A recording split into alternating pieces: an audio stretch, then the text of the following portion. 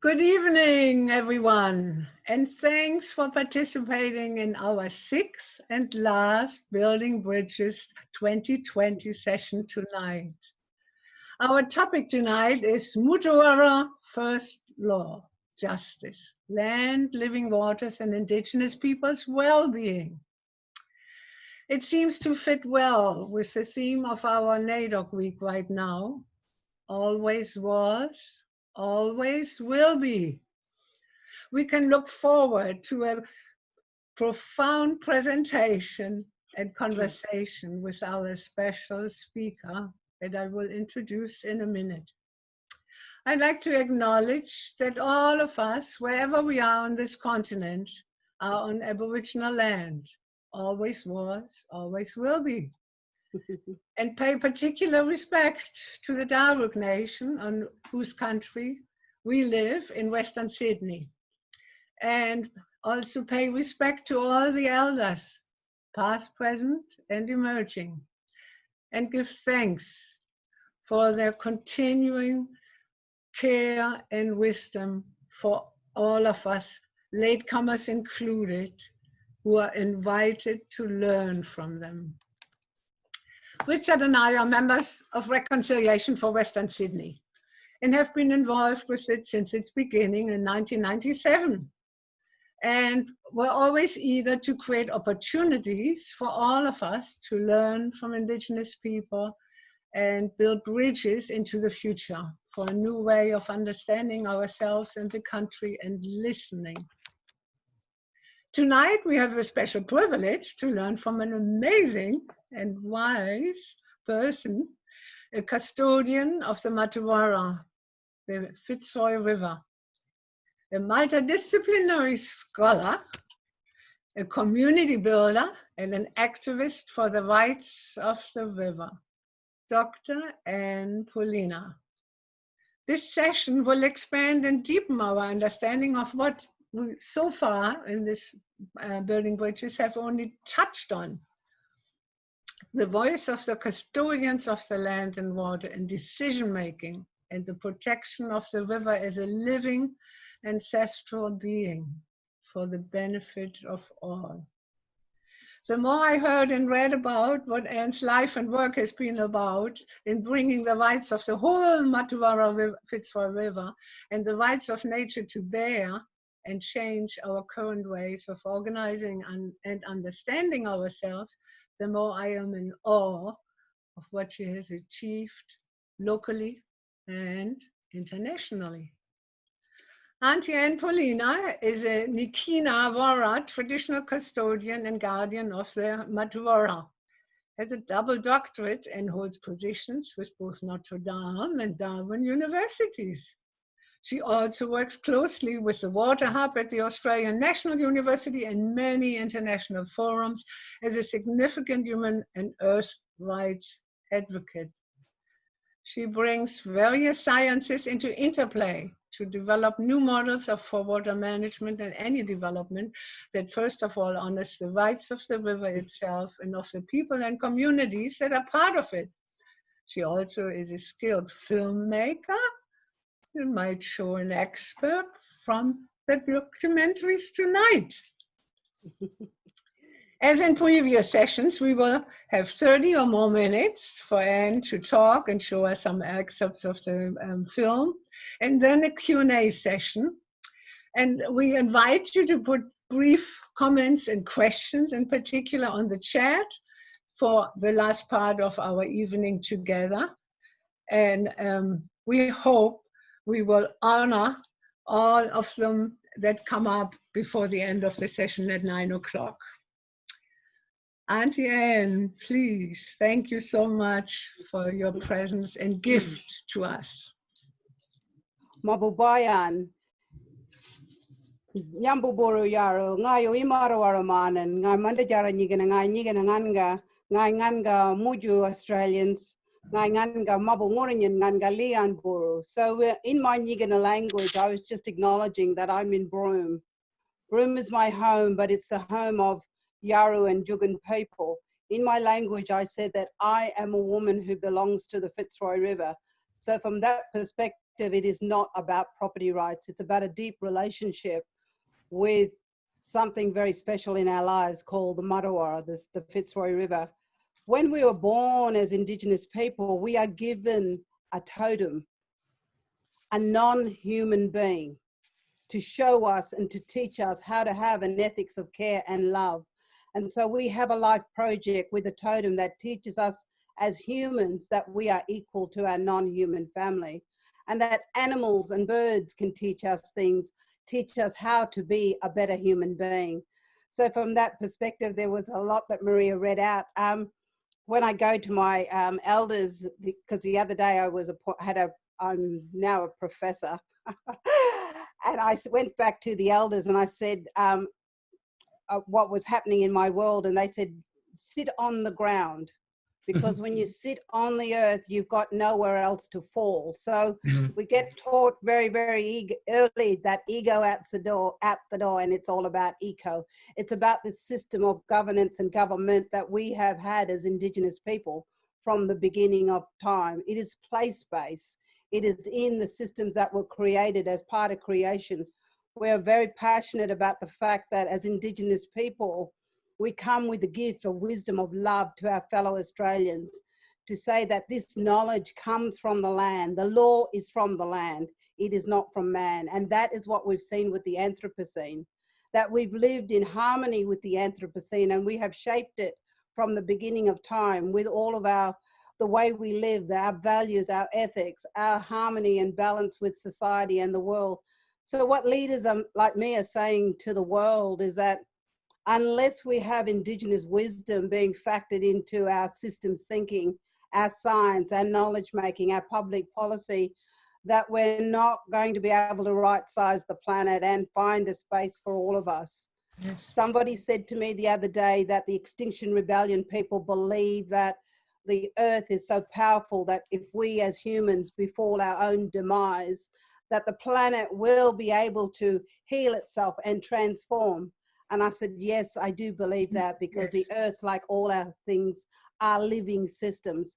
I believe that the earth can right-size itself if we are so fragile that we don't listen to the wisdom that is before all of us. And I said to them very, very quickly and quietly, yes, I believe that the earth will be able to right-size itself, but it will be lonely without the vibrations of humans. So I come from a worldview that I believe that it is a privilege to be a human being.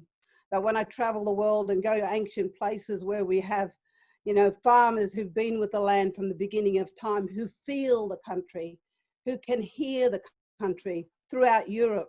And I look at them and I say that you are Indigenous to Mother Earth. So I come from a different frame in terms of, I believe that all of us have something special, that we can all bring our collective wisdom into being able to work with the situation we're currently at. To our fellow Australians who call Australia home, what we're saying is that we recognise you, we accept you, we believe that we are together as one. And if Australia is your home, then it's time to reclaim it and reframe the world in which we live, because when I look across the world and see what governance and government is doing, I am really, really worried. And so I said in our private conversation that the revolution is a revolution of the people. And so we need to find really creative ways to hook people on the emotional journey, to bring them on the journey, to say that we as fellow Australians need to open our mind, need to engage with Indigenous people, but most importantly, wherever you are, you must become and form a relationship with the land and the living waters that you are connected to. This is your home. We want you to feel welcome. We want you to step up and feel that you have a fiduciary duty to protect our nation. And that when we look at what COVID's done, it's quite frightening that the best trajectory we have from our government is to consider developing unjust invasive developments that are no good for anybody, Indigenous or not. So from an Indigenous perspective, we see time not in a linear way, we see time in a circle, and that our duty as human beings, and to have the privilege of being a human, means that we all have to do our bit.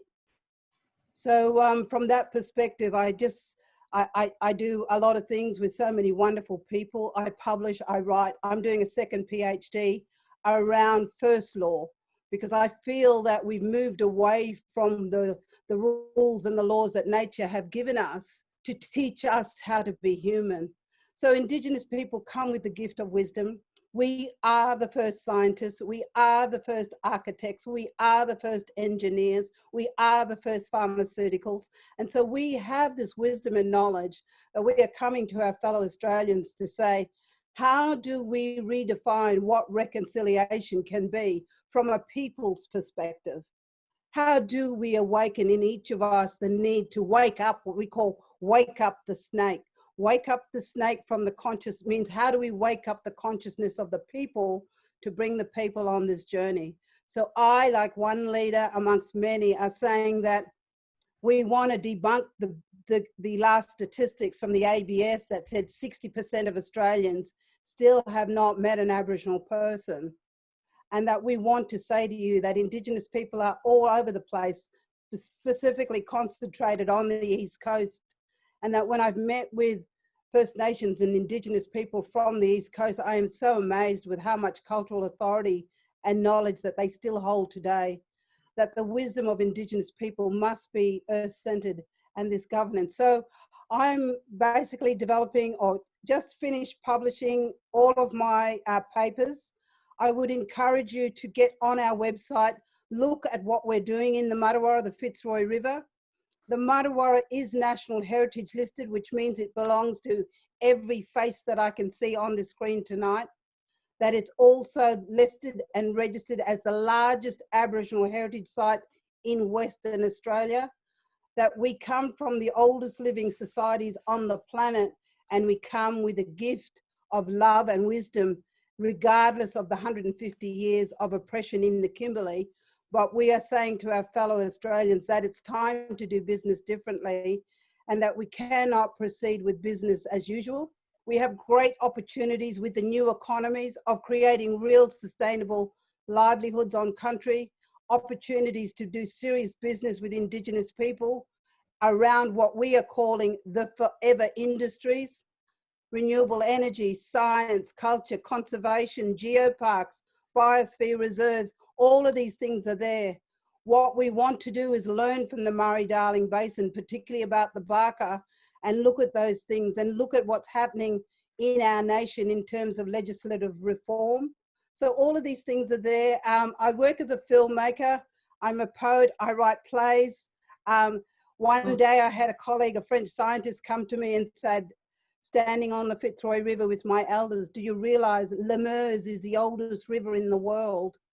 And we were quite taken aback, and he was quite surprised that we did not all, the elders didn't jump up and down and sort of da-da-da-da-da. And they said to me in the quiet of the night, you are going back to France next week. We want you, if that's the oldest river in the world, we want you to find the headwaters of the Meuse, and you must go to the Meuse, and you must say to the Meuse when you kneel and say, you are the oldest river in the world, and the Matawara has sent me so that we can take some of your memory and share it with the Matawara. Because if you are the oldest river in the world, you will know what the humans have done. And so we had that ceremony. I wrote a play. We took a beautiful play called Two Rivers Talking. But since that time, I found out that the oldest river in the world is in the Northern Territory. Right. It's called the Fink. Sure. And so one day when I have some resources, I'd love to go and talk with the Fink. But I want to thank you all for coming to this space. It is indeed an honor, and I'm devoting my speech to Sabine for being the person that followed me up and was persistent. So thank you for the opportunity. I'd love to share with you a film that I've made. I also want to share with you, please stay in touch with me, particularly on the Matawara Fitzroy River website, because we're about to show and we've produced an amazing film called The Serpent's Tail, and we want to be able to live stream that very, very soon, as well as show the big event that launched our Matawara Fitzroy River Council. So thank you for your time. I know time is such a precious resource. Thank you for the time to share. Thank you for the times, and I hope you have some questions. But my question back to Marie and her partner was, what does reconciliation mean to you?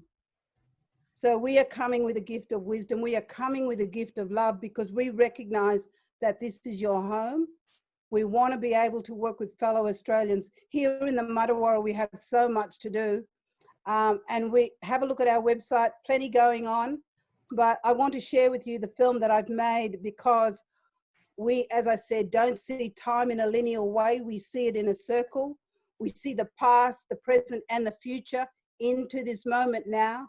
We have a word called bugaragara that fuses those concepts, which means that we, as a human being, are privileged to be a human being, and that we must do our bit, whatever that is, to make the world a better place, but particularly Australia home.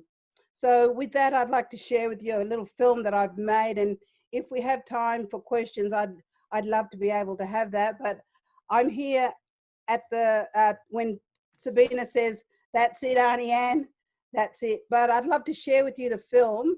I'm hoping that it's going to work pretty good. This morning I did the keynote address for CSIRO, which was Martuwarra Fitzroy River always was, always will be. And what I want to share with you, a part of that story, but to show that as Indigenous people in the Kimberley, we still hold first law. We still hold law of the land, one for the river, but from a regional governance perspective, which is Wunan law. So we have coexisted with the landscape, with our fellow neighbours. We have traversed the nation trading and ceremony through songlines. What we're saying now is that this songline is a new narrative that must go to our fellow Australians, because I believe the revolution is people-led. I believe that we cannot wait for governments to wake up. I believe that the corporate socialism that is happening at such a crazy state should be investing back into our families and our communities, particularly those communities that are in the region.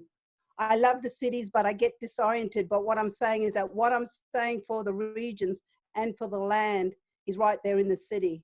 Get to know your river, get to know your place, get to know your country, but most of all, get to know Indigenous people, because your life and your world will be totally transformed once you meet and know and build a relationship with Indigenous people. I will just finish my talk right now by a concept that a First Nations person taught me in America when I had some quite horrific things happen to me. They said to me, if you want to be a brave, you have to be brave. So all this change starts with each of us doing our little bit wherever we are, because we all call Australia home. There's a conversation at the moment today. I mean, 11th of the 11th of the 11th, we will remember them. And we hope from this presentation today that you will remember us, that you will remember the Matawara and fall in love with it. So thank you very much. Can we play the film? Nigina Elder, Paddy Rowe, and the words and the challenge is left for younger people coming, I guess not so young anymore, but what we're saying is that we must hold this land for all of us. We must hold it all together. And so with that, I just want to say thank you for this wonderful opportunity to spend some time with you. Rather than me keep talking, one of the things that I always find is that there's more questions than what I've got chance to answer. So rather than me continue to talk, I'd really appreciate, and I'm a bit of a, I nearly said I'm a bit of an old fart, but I'm not so techno savvy. So I'm going to let some of the young ones monitor any questions. But as I said, this is a gift of the Matawara, the Fitzroy River. It's a very big story that's ready to blow in regards to some of the big greedy frogs that have been down in the Murray-Darling Basin have already started to mark their territory up here under the disguise that they're coming to grow cotton, and cotton seed is great fodder for cattle, and on and on and on. But we know we're living under an illusion of probity. And what we're saying is that we want to share our story, because the river does belong to all of you, and it's National Heritage listed. There's amazing, as I said, you know, you saw pictures of the stone fish traps, but there's just amazing cultural stories in the landscape. And this is what we're saying, is that we believe that we need to transition to new economies. We can't keep digging it up, shipping it out and saying good luck. that what we have here is profound in terms of, you know, some of the plants that we talked about. We've got one plant that's got 30 times the property of morphine. It's an antibiotic, it's an antiseptic, it's an anesthetic. So we're holding all of this and saying this is a gift to humanity, but how do we do equitable benefit sharing? How do we get the patents and the copyright right so it's not misappropriated and taken overseas and produced for the greater good of somebody else from somewhere else? So I hope you appreciated that little story. And yeah, I just would love to hear, you know, from you some of the stories. But my challenge in terms of learning and listening about reconciliation is I want to know what that means to you. What does that mean to do your bit? What does that mean to call Australia your home? What does that mean to extend your heart and your gift of friendship and love to Indigenous people across this land? Because we are coming to you. Thank you. Thank you. So I don't Go ahead. Oh, well, right now, here's one item that is like a question. It's, whoops, sorry, just lost it here. Thank you for sharing this video and for your very kind and stimulating words. One person would like to hear more about the progress of getting to a legal entity for the river, about protecting it through the national heritage. Yeah, look, this took me almost 3 years to write this paper. So what I'm saying is that there's a legal paper that I have published, which has the Matawara, the Fitzroy River, as first author. There is a lot in that paper, and I don't have time to talk about all that right now, but I'm happy to share my work. Those of you that want to make connection with me, I'm happy to send you that paper so that you can see what the river is saying, how we as humans are framing a new form of legal pluralism, which includes native title, common law, and crown law, because the commons are so precious to all of us. We really need to look after our commons for the greater good of all of us, the commoner, not the corporates. So I really, it's a very complicated story, but with this film that I talked about, The Serpent's Tail, we are using that to frame our legal pluralism. The papers that I write obviously go before eminent silks. They look at it and they say, this is what the judiciary needs to hear. So I don't have time to go over all that, except to say the law is in the land. Governance needs to be place-based. It needs to be earth-centered. We in the regions need to all work together to give voice to what the people want. I wonder, what is it that people who are here in this seminar or other people could do to help support the case? Very good question. And what I'm saying is that please, please, please get onto our website. We have got an amazing team of young communicators. We will be going global, live streaming the event we had in Fitzroy Crossing a week ago. We're getting very efficient with our communications. We are publishing, we've got submissions, we've got stories, we've got film. If you want to know about our work, follow and subscribe to the Matawara Fitzroy River Council website, but it's called Matawara Fitzroy River, but I'm sure Sabine will provide that, as well as Maria. But the work we are doing, because I work global and I'm connected to other Indigenous people around the world, basically what they're saying is that this work that we are doing in Australia, particularly in the Matawara, is groundbreaking. This is world's best practice. This is not just our nation's best practice. This is transformative. This is changing the lives of people, place, and country. And so it's out there. As I said, I've just finished a second PhD all about multi-species justice. We believe that the river is already a living ancestral being with a right to live. What we're arguing for is the right for that river to flow. I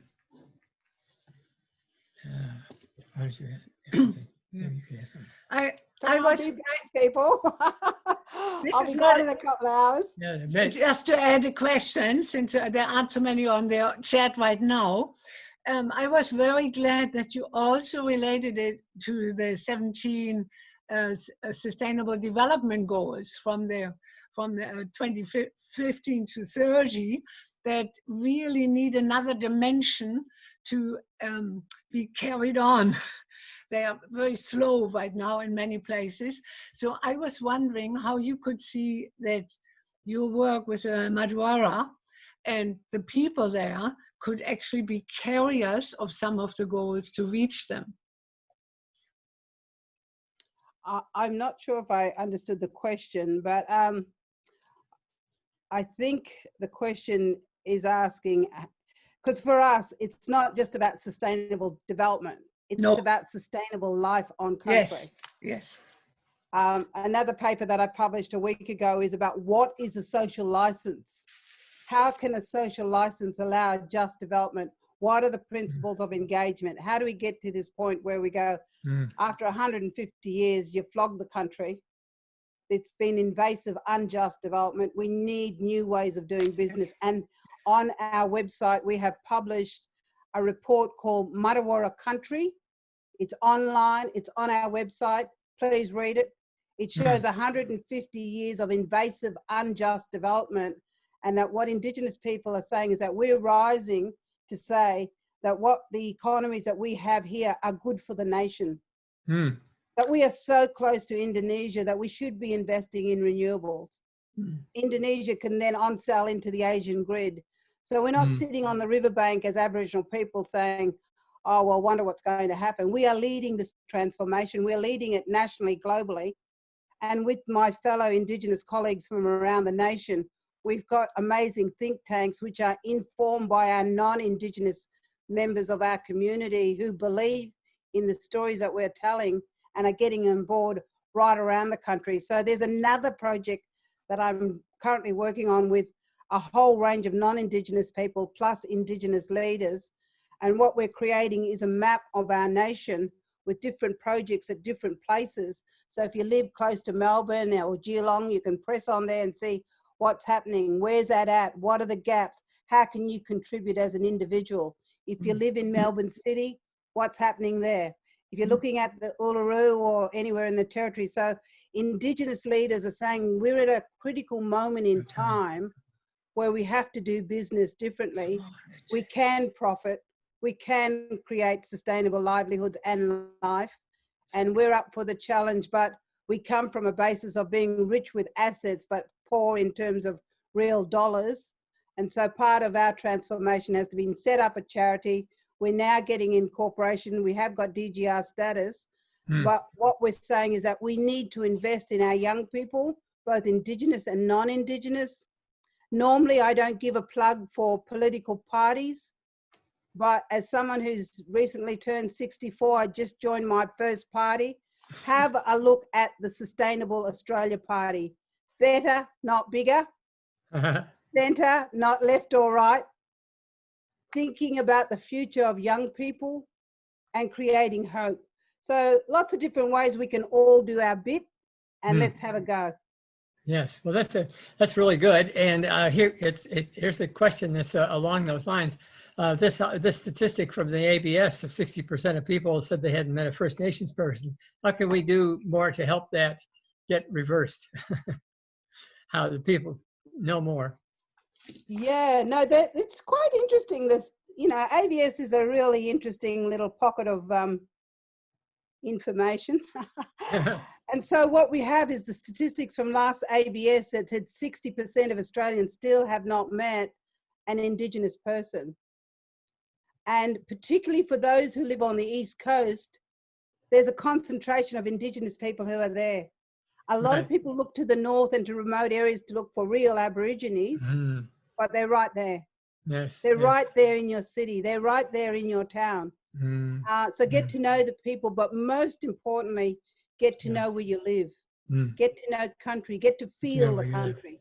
Right. Because it's a living system. It holds memory. And when you engage in it, it will engage in you. We have scientists that come here and go, I can't believe it. I heard the river waking up. This is for all of us. These commons belong to the commoner. Right. They belong to all of us. And this is precious for all of us. Right. Yes. So where would you think we should be especially targeting or prioritizing our mobilization efforts, our political writing, whatever? What would be the best You know target? the old adage, think locally, act globally. Uh-huh. So yeah, you know, I can't emphasize enough, you know, when I travel through the landscape, I mean, I get a little bit disoriented when I go to the cities, but they're still beautiful places. The parks are so precious, we can't lose them. Places like the Yarra River that runs through Melbourne, go and sit by it, talk to the river, get to know it, get to know who you are. You know what I mean? So Yes. yeah, everything's place-based. It's right there, you know what I mean? It's Right. about relationship. Right. It's about relationship. I wonder if you could give us some comments on how you're concerned about your concerns, maybe both of the positive and the problematic parts of this proposed cultural heritage bill in Western Australia. Is that a Dorothy Dix question? It's serious.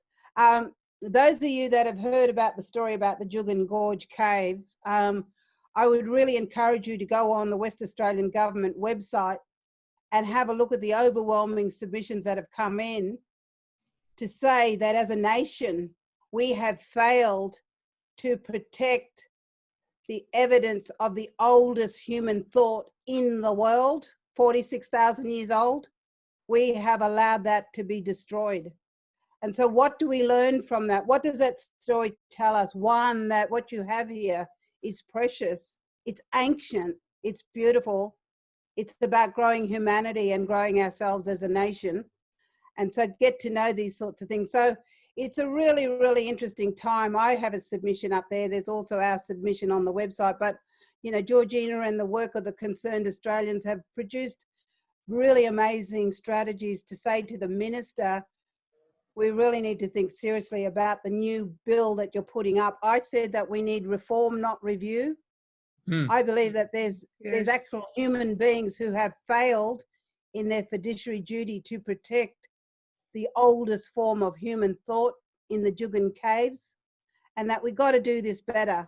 And so because the Fitzroy River is the largest Aboriginal registered heritage site in Western Australia, my submission is saying we can't afford to do the same thing that we did in the Murray-Darling Basin.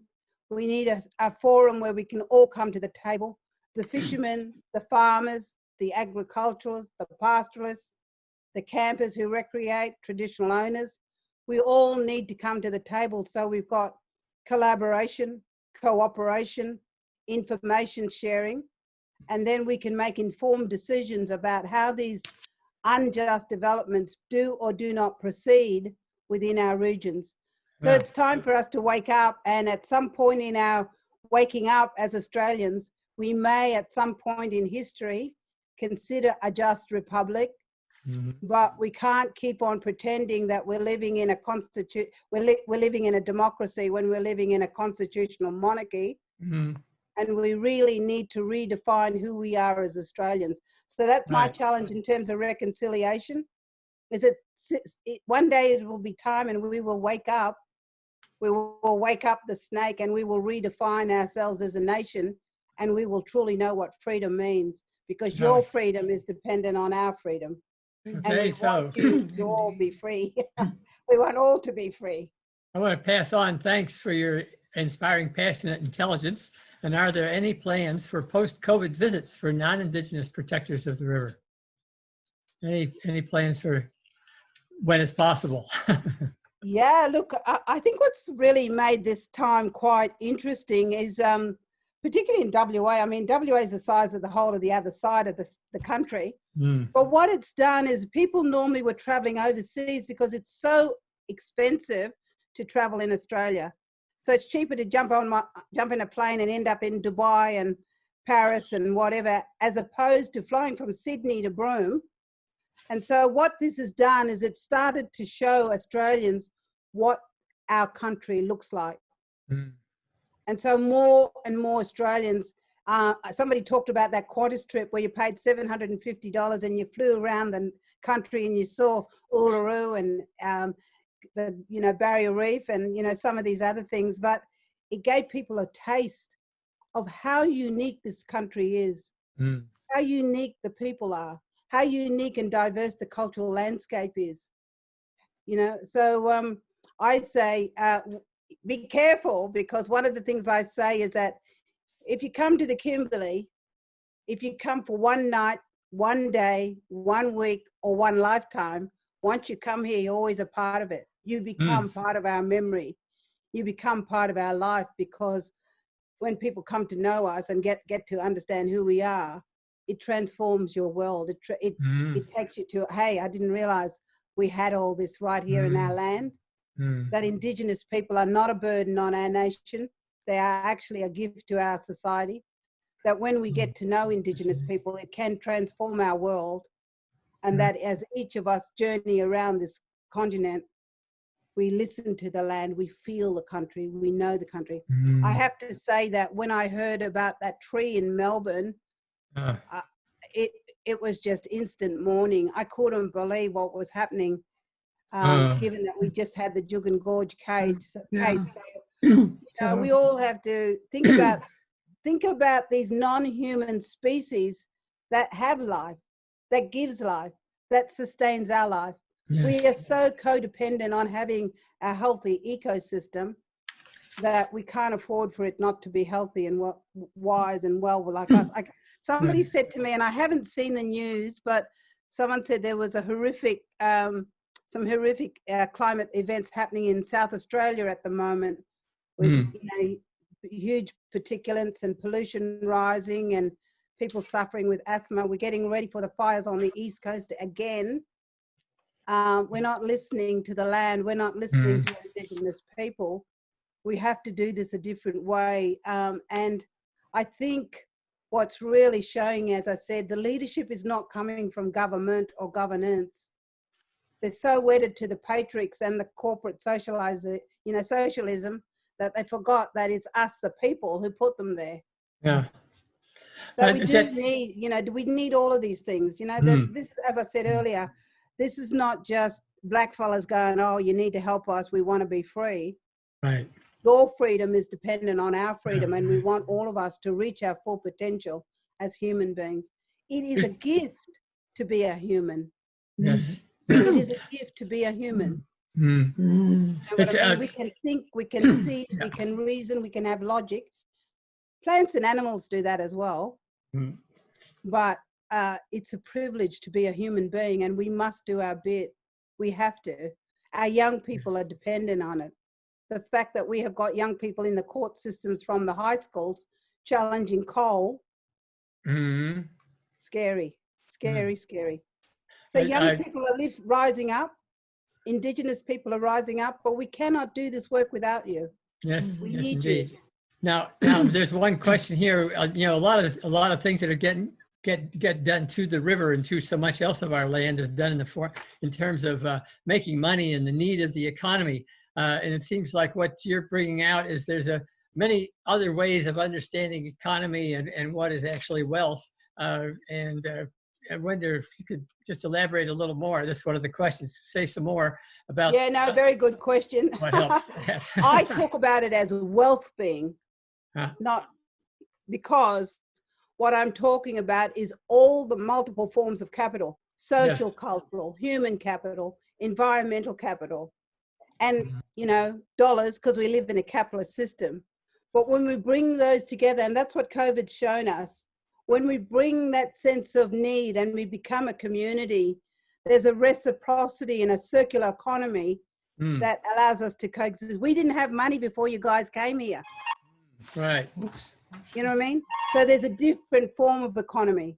These economies, I mean, could you imagine that plant that I talked about, one of our plants, 30 times the property of morphine.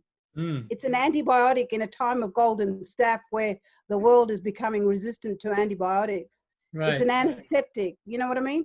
So we have ways of being able to create the new economies, but we must do it with people who've got real dollars, because we need to show that we've got plans. On my community, I've built 12 cabins. It's beautiful. It's absolutely amazing. But when the people come, they want to sleep on the veranda because they want to look at the stars. Great. And my uncle, who used to do camel tours along the Fitzroy River, on his branding on his bus, he said 1,000,000-star rating. Like how you got 5-star, 1,000,000-star rating. Hey. Yeah, the Kimberleys is beautiful. It's different to everywhere else, but everywhere else is special. When I go to the Grampians, when I go to Uluru, when I go to Noonkanbah country, when I go down and stand on the bight and look out to the ocean in South Australia, everywhere is special. Everywhere has got a story. Everywhere is alive with the land holding the memories of people before you. Right. So yeah. Well, what I just picked up from what you've been saying is that yes, if we do go to the Kimberley, which I feel a lot of us should be doing, but really we need to take recognize the specialness of the place right where we are, right in our own neighborhood. And I think it's too much people feel like they're floating along and going to something else that's supposedly better. To really appreciate it and to love it. Is so important, and you're reinforcing that very much. Let's see if there's something else here that there's so much to thank you for and be. Oh, Jono, you must have a question there. I see you wriggling around. Well, I'm looking at to see the to what's on the chat here. I'm looking for if there's any other direct question. So, Maria? Yeah, maybe one question could also be, you touched on it, but say a little bit more about the economies of nature. I think that was wonderful how it is so inclusive about the social, the cultural, the economic, the spiritual, the emotional, the land, the environment. Economies of nature, how that would make a huge difference to our understanding. Yeah, I think the first thing I just want to premise is I'm not talking about commodifying the environment. Right. I'm talking about a deep relationship with the environment that allows the environment to coexist with humans. And so that's really important. So what we're talking about is there's a whole array of different ways that we can shape the economy. Rather than coming here, and if you were to just quickly Google and see the projected type of unjust invasive development, you'd almost say you should give up, Anne, but we can't. So the point I'm making is that we are trying very hard with all of our colleagues, which are right across this nation and the world, to say that this is a very special place, and maybe as Australians we should be considering where we can have mining, but where we've got those prime food bowls, like Liverpool Plains and Latrobe Valley, we should be guarding that. We should be protecting it. We should be saying, okay, these areas are where we're going to grow food, and these areas we may consider doing something else. But the point being is that we have to see nature as how does it contribute to our humanness? Yes. How does nature create our humanity? How does nature, and particularly animals, teach us how to be decent human beings?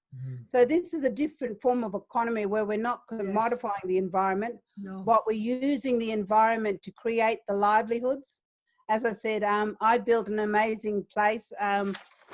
There's a university called Gaia University, which is global. They have not invested in our buildings, they've invested in humans. And what they've done is all around the world, they've created these hubs in the Virgin Islands, in California, in Germany. And what they said was, Anne, can you create Gaia Outback? So we are in the Outback, we are in a different world, but there's so many different forms of economy. A biosphere reserve, a geopark, all of these sorts of things in terms of seeing nature for nature's sake, seeing nature as something that has been created by the creator, whether you're a Christian or whether you believe in traditional storying.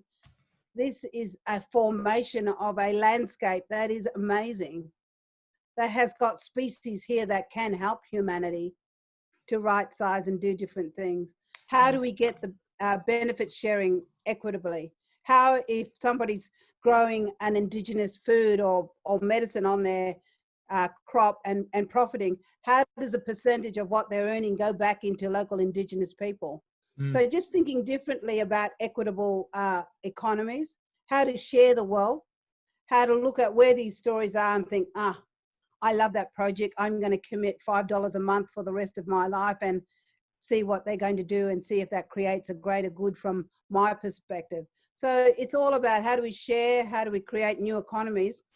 I've just finished publishing another paper, but I wrote a paper called Luxury Tourism.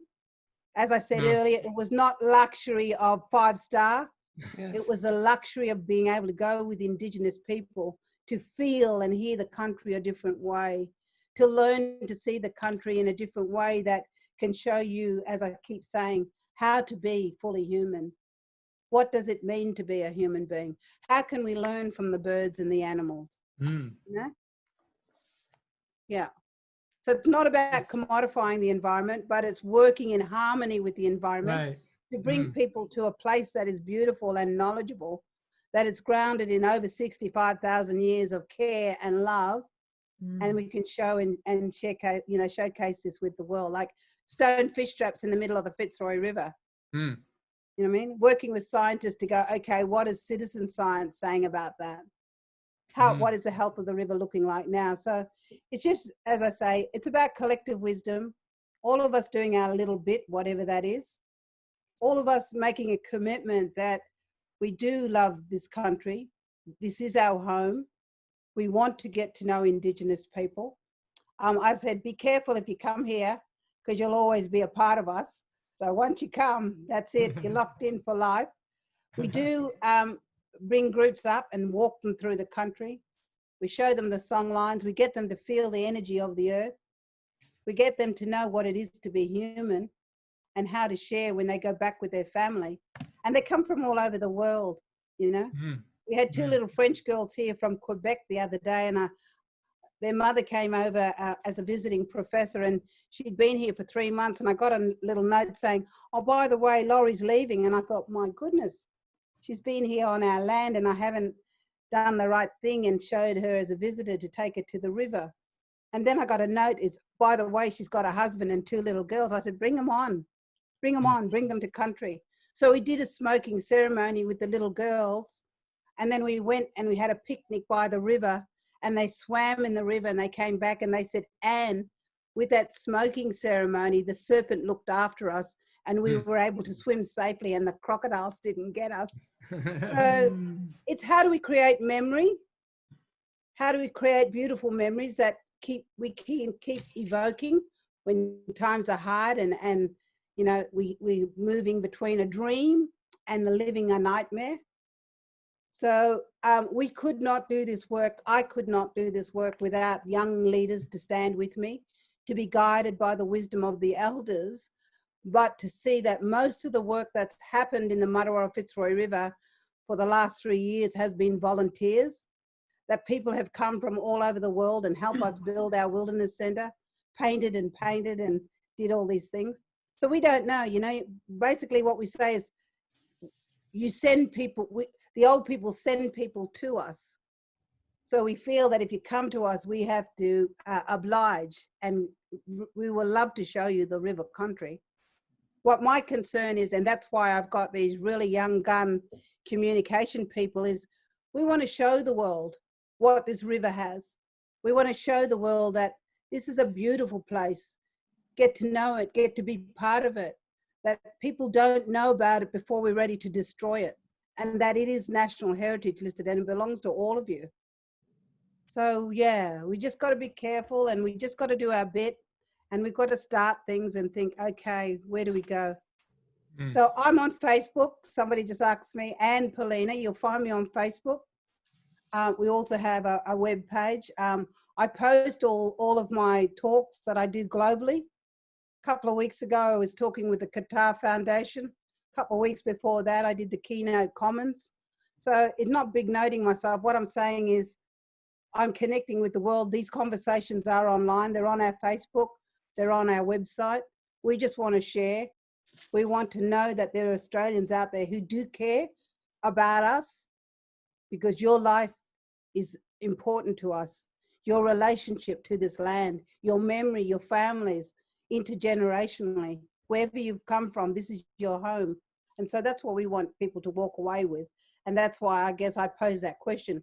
What does reconciliation mean to you? It's a good thing for all of us to consider. I just noticed one thing you brought in, that, which I feel has enlightened me, is there's a big effort around Sydney to clean up the Sydney Harbour and the Parramatta River, and there has been some success in that. But I noticed that the focus has been, let's get it so we can swim in it. Well, it seems like it's what you're bringing in here is, well, let's do it so that we can really love it and appreciate the river for itself. And probably that's true for a lot of people working on it, but the publicity is more about, how we can use it for recreation. It's the whole, what you're bringing in about the river is how we recognize that it cares for us and we care for it. And it's a heritage for all people. That adds so much more to the whole effort. Yeah, I think that's important because it's all in the framing. Like I lived in Sydney. When I was young and skinny and fit, I used to do a lot of canoeing around the Parramatta.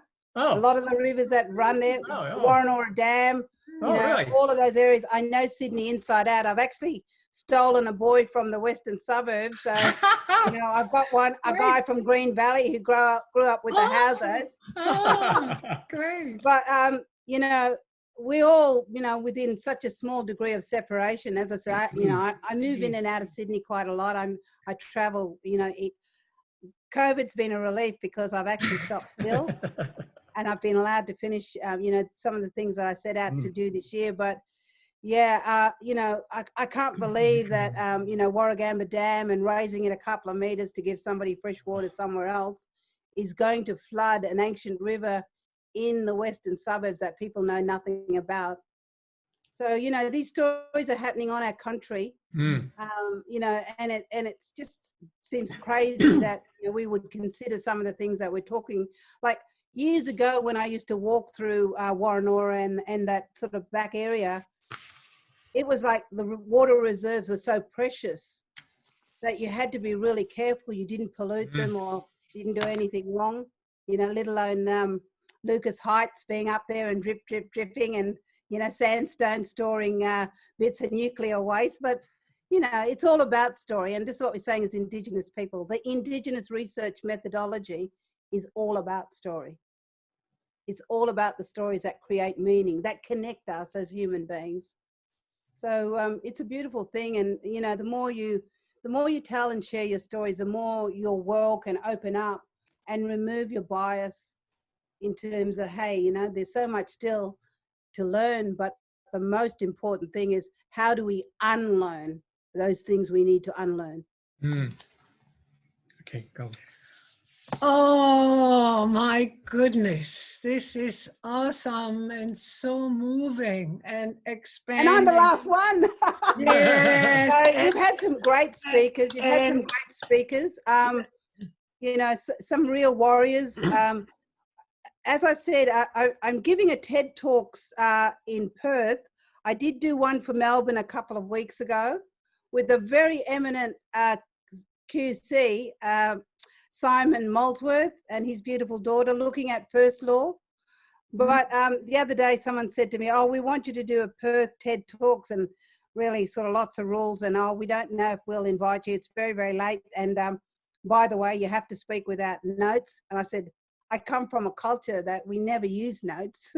I come from a culture of storytelling. So what we want to say is all of your stories are important. Mari, Klaus, Anne, Jono, Kathy, Peter. All of your stories are important. We all need each other.